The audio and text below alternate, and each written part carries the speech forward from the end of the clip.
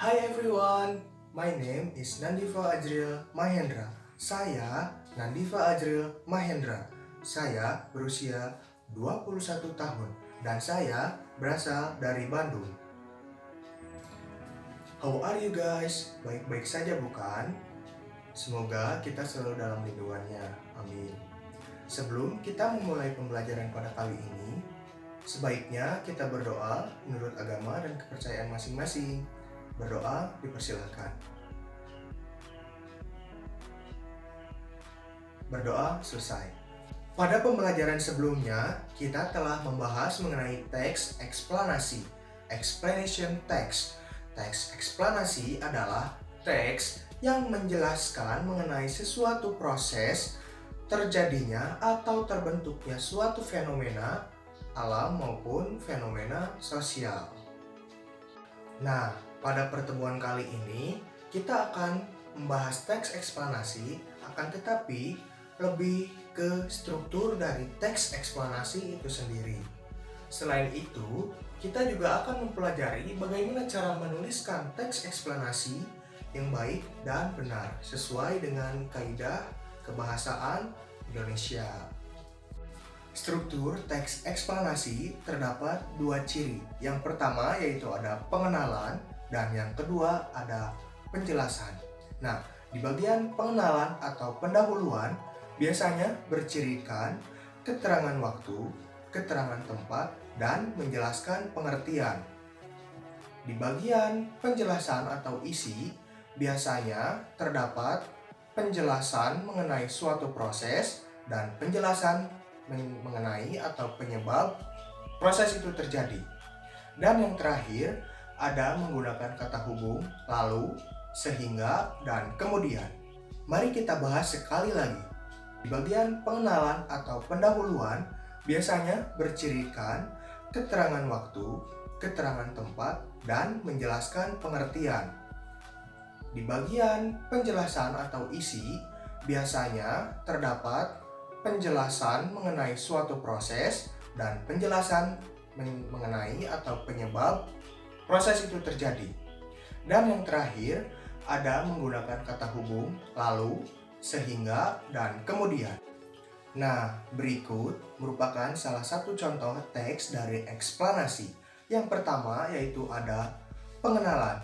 Seperti contoh, minggu lalu terjadi longsor di Manado. Minggu lalu merupakan bagian dari keterangan waktu. Minggu lalu, keterangan waktu. Sekali lagi, minggu lalu telah terjadi peristiwa longsor di Manado. Minggu lalu merupakan keterangan waktu. Minggu lalu, keterangan waktu. Di Manado merupakan keterangan tempat.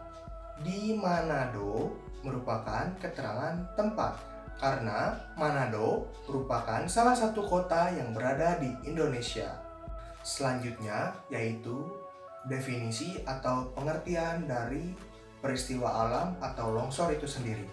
Seperti contoh, longsor adalah suatu peristiwa geologi yang timbul karena pergerakan massa batuan dalam tanah dengan berbagai tipe dan jenis seperti jatuhnya gumpalan tanah yang besar atau jatuhnya bebatuan. Nah, longsor adalah atau kalimat tersebut termasuk ke dalam ciri, pengertian, atau definisi. Pengertian atau definisi juga termasuk ke dalam kategori atau ciri atau struktur pengenalan dari teks eksplanasi. Yang selanjutnya yaitu poin kedua, menjelaskan mengenai penjelasan dari teks eksplanasi. Penjelasan memiliki ciri yang pertama yaitu menjelaskan suatu penyebab bencana itu terjadi. Dan yang kedua, menjelaskan suatu proses bencana itu terjadi. Dan yang terakhir, yaitu menggunakan kata hubung, lalu, kemudian, dan sehingga. Berikut merupakan contoh teks eksplanasi bagian penjelasan. Penyebab utamanya ialah gravitasi yang memengaruhi suatu lereng yang curam. Mayoritas longsor disebabkan oleh hujan deras. Proses terjadinya longsor adalah sebagai berikut.